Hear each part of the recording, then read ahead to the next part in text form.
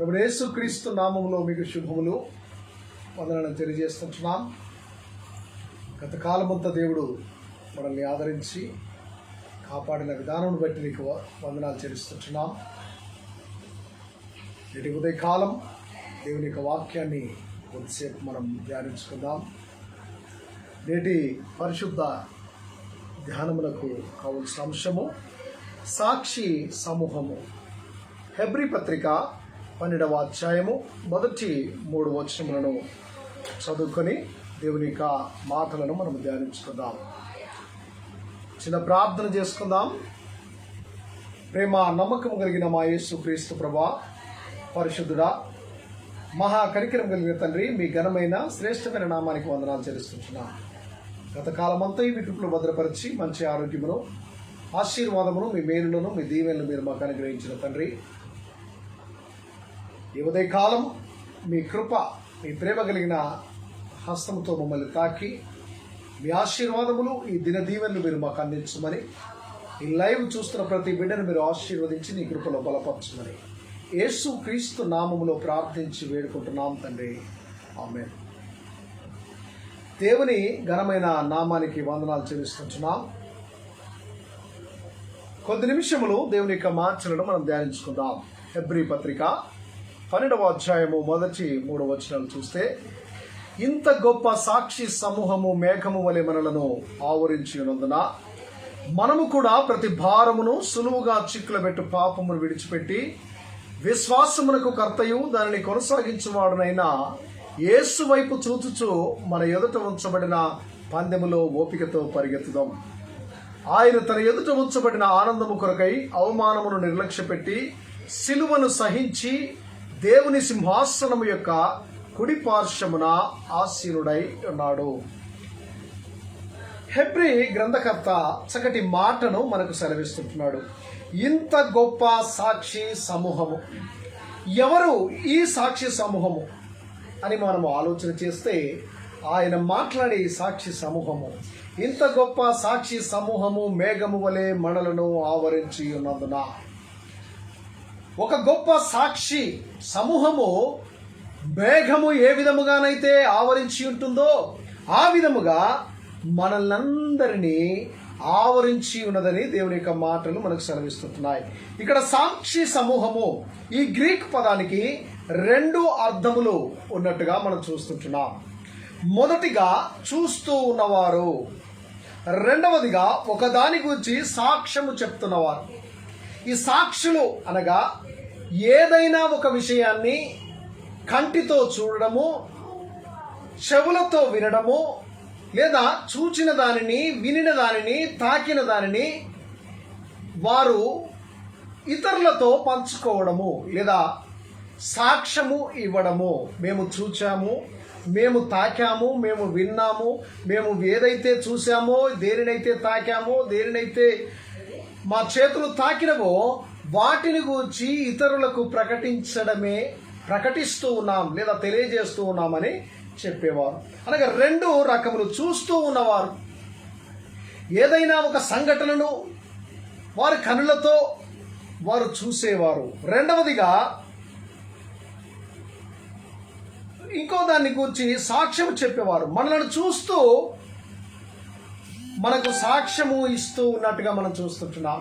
ఈ వచనంలో ఇంత గొప్ప సాక్షి సమూహము మేఘము వలె మనల్ని ఆవరించి ఉన్నందుగా, అనగా ఒక మేఘము ఏ విధముగానైతే వర్షము కురిసే వేళలో లేదా చల్లదనాన్ని ఇవ్వడానికి ఆకాశములో మేఘము ఏ విధముగానైతే మన పైన అది నీడగా లేదా ఛాయగా ఉంటుందో ఆ విధముగా మన గూర్చి మనల్ని చూసే సమూహము ఒకటి ఉంది, మన గురించి సాక్ష్యం ఇచ్చే సమూహము ఒకటి ఉంది అని దేవుని యొక్క మాటలు సెలవిస్తుంటాయి. ఎవరు అంటే దేవుని యొక్క విశ్వాస సమూహము.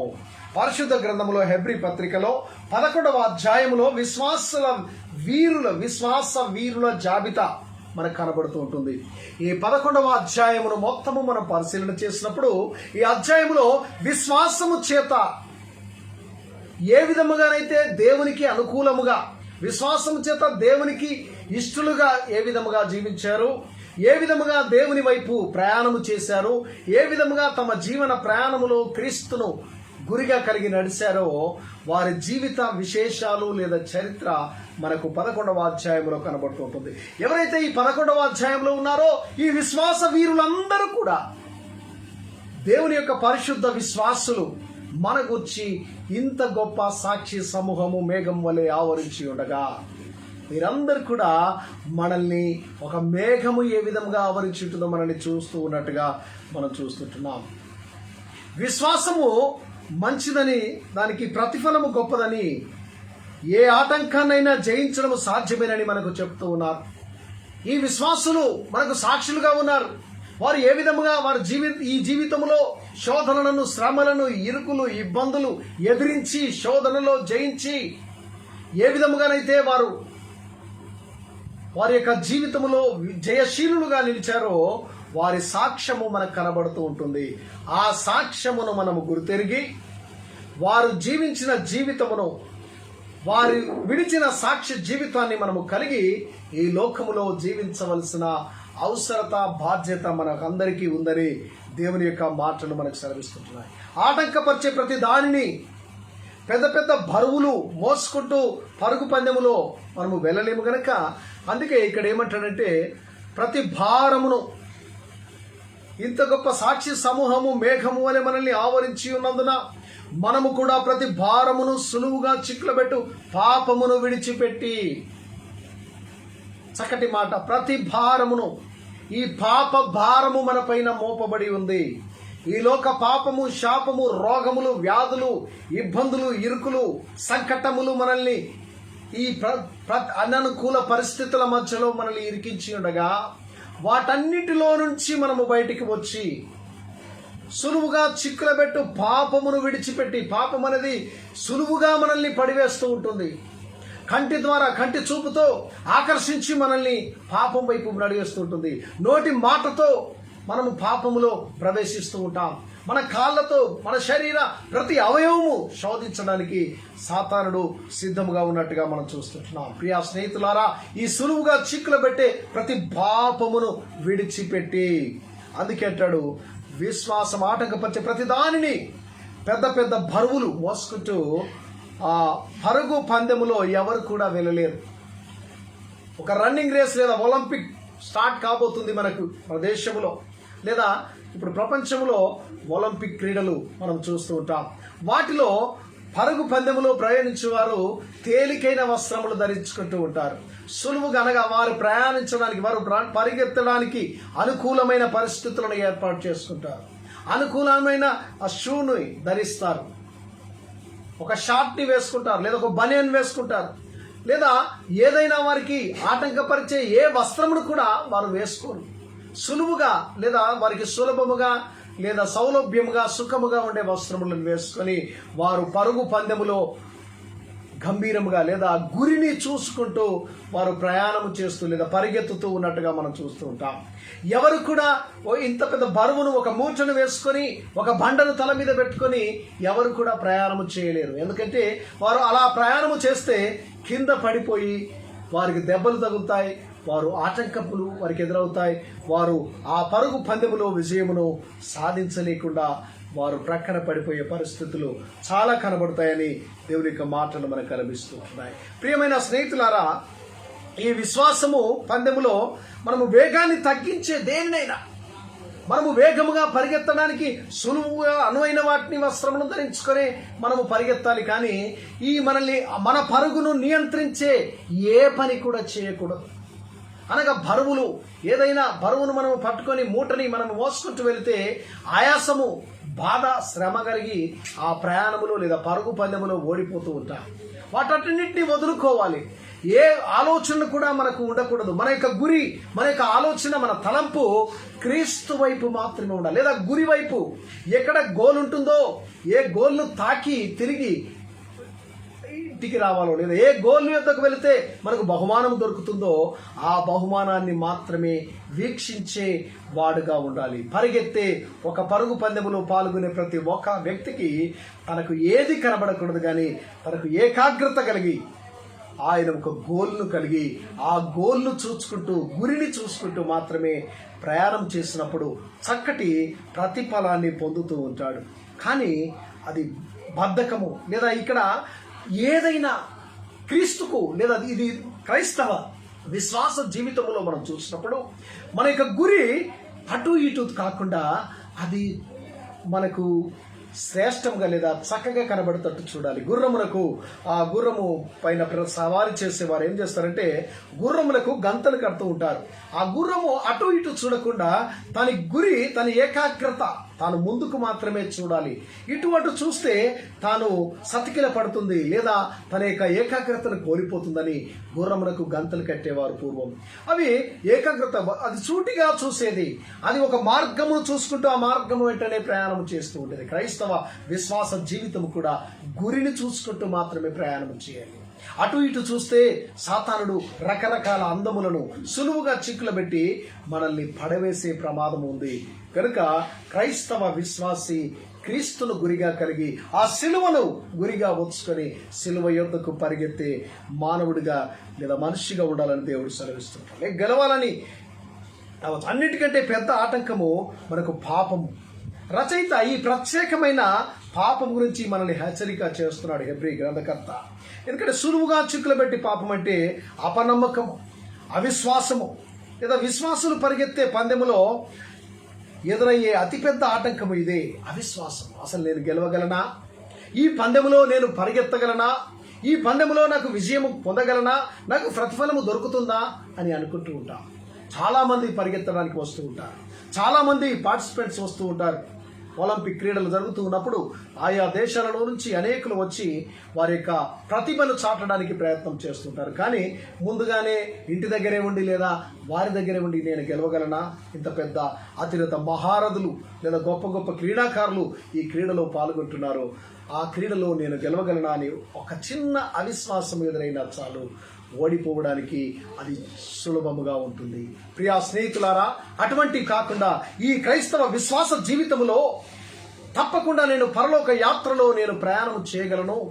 ఈ పరలోక మార్గములో నేను తప్పకుండా దేవుడు నాకు ప్రతిఫలం ఇస్తాడు, నేను దేవుని యొద్ద నుండి బహుమానం పొందుతానని సాయశక్తుల కృషి చేసి విశ్వాసముతో ధైర్యముగా పరిగెత్తే ప్రతి ఒక్కడు ఆ విజయమును సాధిస్తాడని ఇక్కడ గ్రంథకర్త సెలవిస్తుంటారు. అపనమ్మకం, చిన్న అపనమ్మకం. ఇది నిజమా?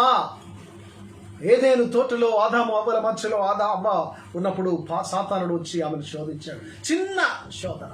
ఇది నిజమా? దేవుడు నీ తోటలో ఉండు ఈ పండును తింటే నువ్వు చస్తావు అని దేవుడు చెప్పాడంటే ఇది నిజమా అని అడిగింది. నీవు చావనే చావరు, మీరు దేవతల వలె అవుతారని శోధించినప్పుడు ఆమె ఆ పండును చూచి ఈజీగా సులువుగా ఆ చిక్కులో పడి పాపములో ప్రవేశించినట్టుగా ఆజ్ఞను అతిక్రమించి పాపము ఆమె జీవితంలో సంక్రమించి ఆ పాపమే నేటికి మానవాళి పైన ప్రభుత్వము చేస్తూ ఉన్నట్టుగా మనము చూస్తుంటున్నాం. ప్రియా స్నేహితుడా, విశ్వాసములో పరిగెత్తి పందెములు ఎదురయ్యే అతిపెద్ద ఆటంకములను, ఈ అవిశ్వాసము అపనమ్మకములను మనము వదులుకొని యేసు వైపు చూస్తూ మన ముందు ఉంచబడిన పరుగు పందెములు ఓపికతో పరిగెత్తాలి. హెబ్రీ పత్రిక 11వ అధ్యాయం 1వ వచనంలో మనకు చక్కగా కనబడుతుంది. యేసు పరలోకములో ఉన్నాడు. నమ్మకం మాత్రం ఆయన పైన మనము నిలుపుకోవలసిన అవసరత ఎంతగానో ఉంది. విశ్వాసము అన్నది నిరీక్షింపబడు వాటి యొక్క నిజ స్వరూపమును అదృశ్యమైనవి ఓనమనుటకు రుజువునైనది. అసలు విశ్వాసం అంటే ఏంటి అని మనం ఆలోచన చేస్తే, ఏదైతే నీవు చూడవో, దేనినైతే నీ చేతులు తాకవో, దేనినైతే నీవు నిదానించి దృష్టించవో అది ఉన్నది అని నమ్మడమే విశ్వాసం. ఇదే క్రైస్తవ విశ్వాసములో శ్రేష్టమైన భాగం.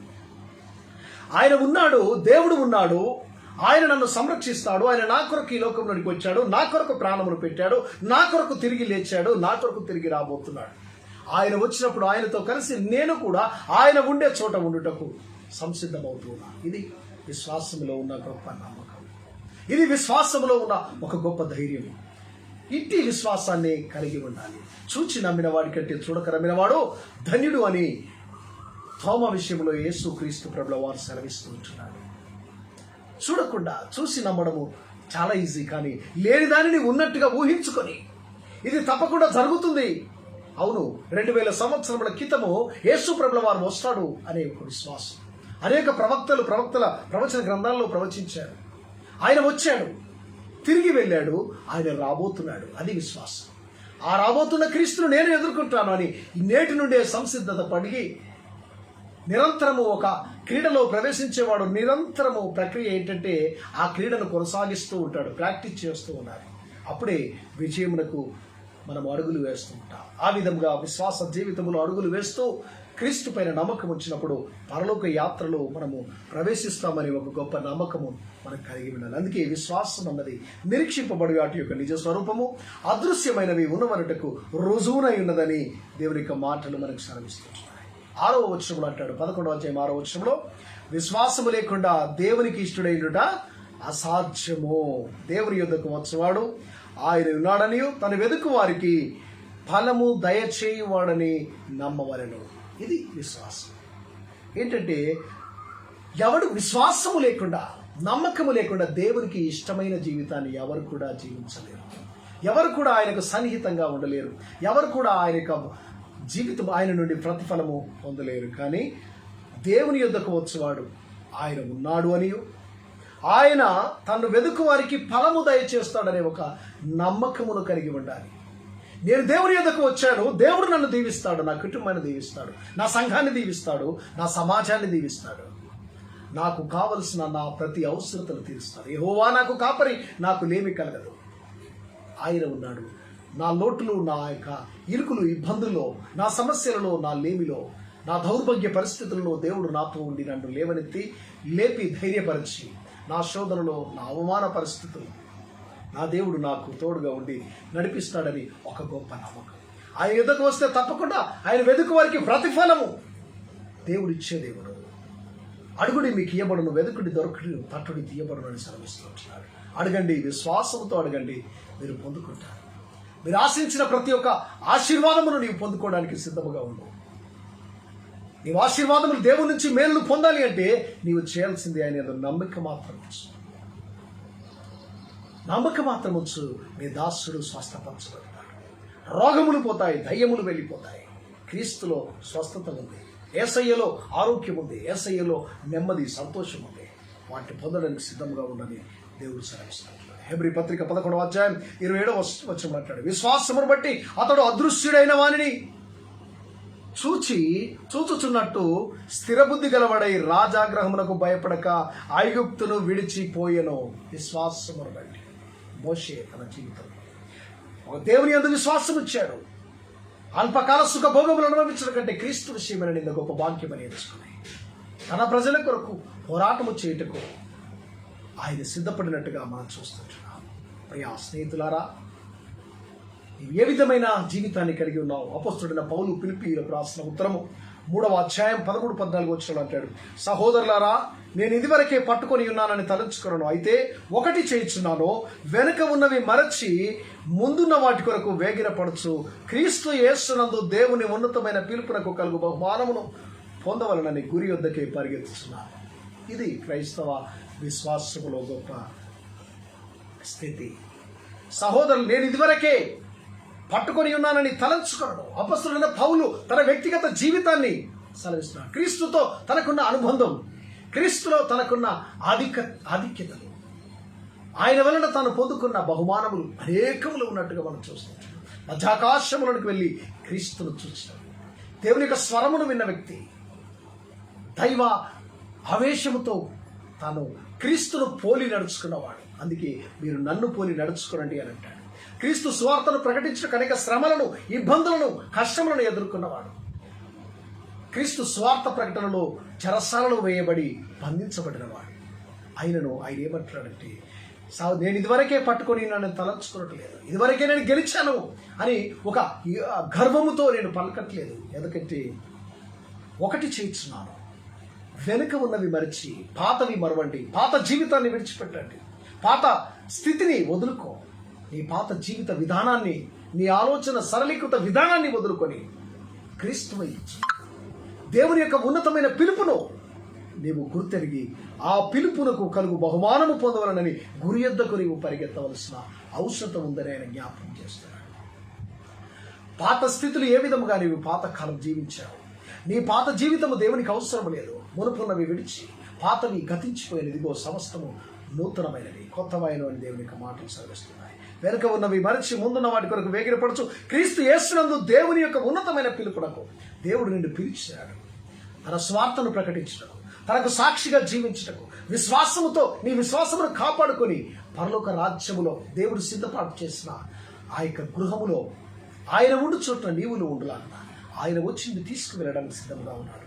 నీ హృదయమును కలవరపడనీయక, వెరవనీయక, విశ్వాసముతో ఆ గురి యొద్దకు, ఆయన పిలిచిన పిలుపునకు తగినట్టుగా మంచి సాక్షార్థమైన జీవితము ప్రతి క్రైస్తవ విశ్వాసి జీవించి ఆ గురి యొద్దకు పరిగెత్తి బహుమానము పొందుకొని ఆ గొప్ప సంతోషములో ప్రభుతో కలిసి పాలు పంపులు పొందుకుని ఆ గొప్ప భాగ్యమును ప్రతి ఒక్కరు పొందుకోవాలని దేవుడు సెలవిస్తున్నాడు.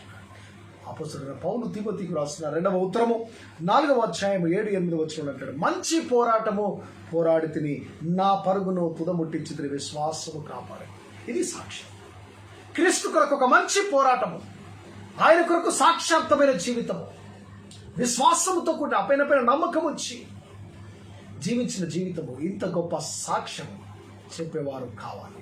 మనము అట్టి సాక్ష్యము మనము కలిగి ఉండాలి. ఇక్కడ తిమోతితో వ్రాస్తున్నాడు, మంచి పోరాటము పోరాడితేనే నా పరుగును తుదముట్టి విశ్వాసమును కాపాడుకుంటే, త్రొట్టిల్లకుండా, పడిపోకుండా, సాతాను యొక్క ఆశలకు ఆలోచనలకు లొంగిపోకుండా మరి ఎదిరించి ప్రార్థనా జీవితం ద్వారా నా విశ్వాసాన్ని నేను కాపాడుకున్నాను. ఇక మీదట నా కొరకు నీతి కిరీటం ఉంచబడినది.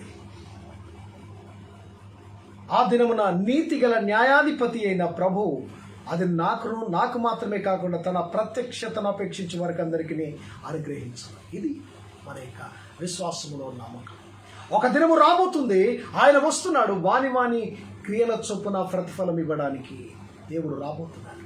ఆయన వచ్చినప్పుడు నీతి గల న్యాయాధిపతి, ఆయనలో నీతి ఉంది, యథార్థత ఉంది, సత్యం ఉంది. ఆ సత్యవంతుడు, నీతిమంతుడు, యథార్థవంతుడైన దేవుడు ఆయన వచ్చి నాకు ప్రతిఫలము ఇవ్వబోతున్నాడు. నీతి కిరీటాన్ని ఆయన ఇవ్వబోతున్నాడు. అది నాకు మాత్రమే కాదు, తన ప్రత్యక్షతను అపేక్షించువాడు, తన కొరకు జీవించే ప్రతి ఒక్కరికి, తన కొరకు విశ్వాసాన్ని కాపాడుకున్న ప్రతి ఒక్కరికి, తన కొరకు సాక్ష్యమును కాపాడుకొని క్రీస్తు సువార్తను నలుమూలలు ప్రకటించి శ్రమ, కష్టము, ఇబ్బందులు, ఇరుకులు ఏమైనా ఎదుర్కొని జయ జీవితము జీవించిన ఆ పోరాటములో నీతి కిరీటాన్ని పొందుటకు సంసిద్ధపడి పోరాడిన ప్రతి ఒక్కరికి నీతి గల న్యాయాధిపతి ఆయన అనుగ్రహించను. ఎంత గొప్ప సాక్ష్యం. కొరింథీయులకు రాసిన మొదటి ఉత్తరము 9వ అధ్యాయం 24వ వచనం అంటాడు, పందెపు రంగమందు పరిగెత్తు వారందరూ పరిగెత్తుదురు కానీ ఒకటే బహుమానము పొందినట్లుగా పొందునని. ఇక్కడ చక్కటి మాట, పందెపు రంగమందు పరిగెత్తు వారందరూ పరిగెత్తుదురు కానీ ఒకడే బహుమానము పొందునని మీకు తెలియదా? అటువలే మీరును బహుమానం పొందవలనని పరిగెత్తుడి. అనేకులు పరిగెత్తుతూ ఉంటారు కానీ ఒకడికి మాత్రమే మొదటి బహుమానం కలుగుతుంది. అతనికి మొదటి బహుమానం కలుగుతుందని ఎవరు కూడా ఆగిపోలేరు కానీ పోటీ పడుతూ ఉంటారు. నేను కూడా పొందగలనని ఒక ధైర్యం, ఒక విశ్వాసం గురి వద్దకు. అది క్రైస్తవ విశ్వాసం. నేను కూడా క్రీస్తుని చేరుకుంటాను, నేను కూడా ఆయనతో ఉంటాను, నేను కూడా మధ్యాకాశ విందులో పాలు పంపుతాను. నీతి గల న్యాయాధిపతి ఆ కిరీటాన్ని నాకు అందిస్తాను, ఆ బహుమానం పొందుతానని ఒక ధైర్యమును కలిగి పరిగెత్తండి. అంటాడు, పందెపు పోరాడు ప్రతివాడు అన్ని విషయములందు మితముగా ఉండును, వారు క్షేమగు కిరీటమును మనమైతే అక్షయమైన కిరీటమును పొందుటకును. కాబట్టి నేను గురి లేకుండా వాని పరిగెత్తువాడను కాను. గాలికి కొట్టుకున్నట్లు నేను పోట్లాడటం లేదు కానీ ఒకవేళ ఇతరులకు ప్రకటించిన తర్వాత నేను భ్రష్టుడనైపోదునేమో అని నా శరీరమును నలగగొట్టుకొనచ్చు. ఇది సాక్ష్యం. ఇతరులకు ప్రకటిస్తూ భ్రష్టత్వము నాకు కలుగుతుందేమో అని నేను భయపడుతూ బ్రతుకుతూ ఉన్నాను. ఆ శరీరాన్ని నలగగొట్టుకుంటున్నాను. రాత్రి మగలు దేవుని ఎదుట గోజాడుతూ ప్రార్థనా జీవితము కలిగి నేను జీవిస్తున్నాను అని అపోస్తలుడైన పౌలు కొరింథీ సంఘాన్ని హెచ్చరిక చేస్తున్నాడు. బహుమానం పొందాలంటే మీరు పరిగెత్తండి. గురి లేకుండా ఇష్టానుసారముగా కాదు కానీ ఒక గురి పరిగెత్తేవానికి ఏ విధంగానైతే ఒక గమ్యం అంటూ ఉంటుందో ఆ విధంగా క్రైస్తవ జీవితము ఒక గమ్యము. అది క్రీస్తే మనకు గమ్యము, ఆయనే మనకు ఆధారం, ఆయనే మనకు జీవితం కనుక ఆ గమ్యాన్ని కలిగి మనం ఈ లోకంలో జీవించే బిడ్డలముగా ఉండాలి. విశ్వాసములకు కర్త. రెండవ వచనం అంటాడు హెబ్రీ పత్రిక 12:2 విశ్వాసములకు కర్త, దాన్ని కొనసాగించబడి యేసు వైపు చూచు. ఆ కర్త, దాన్ని కలిగించేవాడు ఆయన కనుక ఆయన వైపే చూడాలి, ఆయనలో నమ్మకం ఉంచాలి. అదే మనము పొందుకునే విశ్వాసం. ఎఫెసీ పత్రిక 2:8 అంటాడు, మీరు విశ్వాసము ద్వారా కృపచేతనే రక్షించబడి ఉన్నారు, ఇది మీ వలన కలిగినది కాదు, దేవుని వరమే. ఆయన కృపచేత మీరు రక్షించబడి, విశ్వాసము దేవుని నమ్ముకున్నావు కనుక ఆయన కృప, ఆయన దయ, ఆయన కరుణ అమ్మాయి పైన ఉంది కనుక ఆ కృపతో నీవు రక్షించబడి ఉన్నావు. అది మీ వలన కలిగినది కాదు, అది దేవుని వరము. ఆయన వరమును, ఆయన కృపను, ఆయన దీవెన నీకు ఇచ్చాడు కనుక ఈరోజు ఈ స్థితిలో నీవు బ్రతుకుతూ ఉన్నావు, ఈరోజు ఈ స్థితిలో సంతోషంగా జీవిస్తూ ఉన్నావు. రెండవదిగా ఆనందం. ఆనందం అంటే యేసు ప్రభు కొరింథీ పత్రిక 2 కొరింథీ 5:21 అంటారు, ఎందుకనగా మనం ఆయన యందు దేవుని నీతి అగునట్లు పాపం ఎరుగని ఆయన మన కోసము పాపముగా చేశాడు. ఆయన ఏ పాపము ఎరగని ఆయనను దేవుడు నీ కొరకు నా కొరకు పాపముగా చేశాడు. ఎందుకంటే మనము పోగొట్టుకున్న ఆనందాన్ని, పోగొట్టుకున్న సంతోషాన్ని తిరిగి ఆయన ద్వారా పొందుటకు దేవుడు మనకి గొప్ప భాగ్యాన్ని అనుగ్రహించినాడు. పేతురు రాసిన మొదటి ఉత్తరం 2:24 అంటాడు, మనము పాపముల విషయమై చనిపోయి నీతి విషయమై జీవించినట్లు ఆయన తానే తన శరీరమందు మన పాపములను మ్రాణ మీద మోసుకునను, ఆయన పొందిన గాయముల చేత మన స్వస్థత పొందదు. ఇది అండి విశ్వాసం. మనము పాపముల విషయమై చనిపోయి నీతి విషయములో జీవించినట్లు ఆయన తానే తన శరీరమందు మన పాపములను మ్రాణ మీద మోసుకొని ప్రయాసపడి భారం మోసుకొచ్చిన సమస్త జిల్లారా మా ఎదుగు రండి, నేను మీకు విశ్రాంతినిస్తాను. నీవు పాప భారముతో నీవు ఈ లోకంలో ప్రయాణము చేయలేవు, అలసిపోతావు. ఆ భారమును వదిలిపెట్టు, ఆ పాప భారమును విడిచి క్రీస్తు వైపు చూడు, నీవు ఆశీర్వదించబడతావు. మూడవదిగా ఓర్చుకోగలగాలి, ఓర్పు కలిగి జీవించాలి. అవతలి వైపున ఆనందం ఆయన కోసం ఎదురు చూస్తున్నది కనుక మనం చూడాలి. కీర్తన 11 ఉంటాడు, ఈ ఆనందం ఏంటి అంటే, జీవమార్గమును నీవు నాకు తెలియజేసేదవు, నీ సన్నిధిన సంపూర్ణ సంతోషము కలదు, నీ కుడి చేతిలో నిత్య సుఖములు కలవు. శ్రమలు, కష్టాలు, ఇబ్బందులు రావచ్చు, కానీ అవతల నీ కొరకు నా కొరకు ఆనందము వేచి వస్తుంది. ఆ గొప్ప సంతోషం ఉంది, దానికి కలగాలి అంటే ఇక్కడ భక్తుడు కీర్తనకారుడు అంటాడు, జీవమార్గమును నీవు నాకు తెలియజేసేదవు, నీ సన్నిధిన సంపూర్ణ సంతోషం కలదు. దేవుని సన్నిధికి వస్తే సంపూర్ణ సంతోషం, నీ కుడి చేతిలో నిత్య సుఖములు ఉన్నాయి. ఆ నిత్యమైన సుఖమును అనుభవించాలంటే ప్రభు సన్నిధికి రావాలి. తండ్రి అయిన దేవుని సంతోష పెట్టడం, ఆయన ఇచ్చిన పనిని పూర్తి చేయడమే క్రైస్తవ విశ్వాసం యొక్క బాధ్యతగా ఉంది. యోహాను సువార్త 4:34 యేసు వారిని చూచి, నన్ను పంపిన వారి చిత్తము నెరవేర్చుటయు ఆయన పని తుదముట్టించుటయు నాకు ఆహారమై ఉన్నది. ఆయన పనిని చేయడం, ఆయన ఇచ్చిన బాధ్యతను నెరవేర్చడం, ఆయన కొరకు జీవించడము, ఆయన కొరకు ప్రాణమును తృణప్రాయముగా ఎంచడం, ఇది ఆహారమై ఉన్నట్టుగా చూస్తుంటున్నాం. ఆనందము కలుగుతుందంటే పాపులకు రక్షణ మార్గాన్ని తెరుస్తున్న ఆనందం. లూకా సువార్త 15:7-10 మనం చూసినప్పుడు అంటాడు, అటువలే మారు మనస్సు అక్కరలేని 99 మంది నీతిమంతుల విషయం కలుగు సంతోషం కంటే మారు మనసు పొంది ఒక పాపి విషయములో పరలోకములో కలుగు సంతోషము బహు గొప్పదిగా, ఎక్కువగా సంతోషం కలుగును అంటాడు. 99 కంటే ఒక పాపి రక్షించబడించారు. దేవుని ఆ పరలోకంలో గొప్ప ఆనందం, గొప్ప సంతోషం కలుగుతుంది. అటువలే మీరు మారు మనసు పొంది ఒక పాపి విషయమై దేవుని దూతల ఎదుట సంతోషం కలుగునని మీతో చెప్పుచున్నారు. మీ జీవితంలో మార్చుకోండి, మీ బ్రతుకులు మార్చుకోండి. మీ జీవితంలో దేవుడు ఆనందపడాలి. మీరు బహుగా ఫలించడం వలన తండ్రి మహిమపరచబడుతుంది. ఆయన్ని మహిమపరచుటకు ఫలభరితమైన జీవితాన్ని జీవించు. అవమానము, శిలువ మరణం అన్నింటికంటే హీనమైన బహిరంగ అవమానముగా ఉన్నట్టుగా ఆ రోజుల్లో నేడు కూడా మనం చూస్తూ ఉంటాం. కానీ క్రీస్తు అవమానమును ప్రక్కన పెట్టాడు. ఆయన నీ కొరకు నా కొరకు సిలువలో తన మ్రాణను మోసుకుంటాడు, పాపములను తన మ్రాణ మీద మోసుకొని వెళ్ళను. ప్రియమైన స్నేహితుడా, హెబ్రీ పత్రిక 10:12 అంటాడు, ఈయనైతే మన పాపముల విషయమై సదాకాలము నిలిచి ఒక బలిగా అర్పించి అప్పటి నుండి తన శత్రువులు తన పాదములకు పీఠముగా చేయబడి వరకు కనిపెట్టి దేవుని కుడిపార్శ్వమున కూర్చుని అన్నాడు. దేవుడు నీ కొరకు నా కొరకు దేవుని కుడిపార్శ్వమున ఆయన కూర్చున్నాడు. పాపం నిమిత్తం సదాకాలము నిలిచి ఒక బలి అర్పణను అర్పించి అప్పటి నుండి తన శత్రువులను తన పాదములకు పాదపీఠముగా చేయబడి వరకు కనిపెట్టుచున్నాడు. ఒక బలి అర్పించబడింది, పాపములకు ప్రాయశ్చిత్తము చేయబడింది. ఆ రక్తములో, పరిశుద్ధ రక్తములో నీవు నేను కడగబడి క్రీస్తు వైపు చూచి ఆయన దేవుని కుడి పార్శ్వమున ఉన్నాడు. నీవు నేను అక్కడికి వెళ్ళుటకు మనల్ని మనం సంసిద్ధం చేసుకోవాలి. నీవు విశ్వాసం లేదా రక్షణ కొరకు నీవు చేయాల్సిన పని ఏమీ లేదు, కానీ దేవుని యందు విశ్వాసం ఉంచు, ఆయన యందు నమ్మిక ఉంచు, ఆయనలో నీవు జీవించు. ఆయన కొరకు నీవు దేనినైనా సాహస కార్యం చేయడానికి సిద్ధపడు. దేవుడు నిన్ను దీవించడానికి ఇష్టపడుతూ ఉంటాడు. విశ్వాస జీవితంలో యేసే విశ్వాసానికి ఆదర్శం. ఆయనే మనకు గొప్ప సాక్ష్యం. 1 పేతురు పత్రిక 2వ అధ్యాయం 21 వచనం అంటాడు, మన మనస్సులను ఆయన గురించి ఆలోచనలో నింపుకోవడం. విశ్వాసులు పరిగెత్తవలసిన పందెంలో గొప్ప ప్రోత్సాహాన్ని ఇచ్చేవాడు దేవుడుగా ఉన్నాడు. గొప్ప ప్రోత్సాహాన్ని, గొప్ప ఆశీర్వాదములను, దీవెనలను దేవుడు ఇవ్వడానికి సిద్ధంగా ఉన్నాడు. హెబ్రీ పత్రిక 3:1 ఇందువలన పరలోక సంబంధమైన పిలుపులో పాలు పొందిన పరిశుద్ధ సహోదరులారా, మనము ఒప్పుకొనిన దానికి అపోస్తలుడును ప్రధాన యాజకుడైన యేసు మీద లక్ష్యం ఉంచండి. ప్రధాన యాజకుడైతే తనది కాని రక్తాన్ని చేత పట్టుకొని దేవుని ఎదుట ఆ బలిపీఠము బలి అర్పించి తనది కాని రక్తముతో ప్రజల నిమిత్తము దేవునికి ఆయన బలిని అర్పణను అర్పించి ఉంటున్నాడు. కానీ ఈ ప్రధాన యాజకుడు తన శరీరమును, తన ప్రాణమును బలిదానంగా చేసి ఒకే అర్పణ ద్వారా పాపమునకు, శాపమునకు శిక్షను విధించి మరి విడుదలనిచ్చి సమస్తం కల్మషమును కడిగి ఇదిగో మనకు నిత్యం మన కొరకు విజ్ఞాపన చేసి ఒక ప్రధాన యాజకునిగా క్రీస్తు ఉన్నాడు. ఆయన యందు లక్ష్యం ఉంచండి, ఆయన వైపు చూడండి, ఆయనతో ప్రయాణం చేయండి. దేవుడు మన జీవితాలను, మన కుటుంబాలను ఆశీర్వదిస్తాడు. అట్టి కృప పరిశుద్ధాత్మ దేవుడు మనకును మన కుటుంబములకు అనుగ్రహించుగాక. ఆమేన్.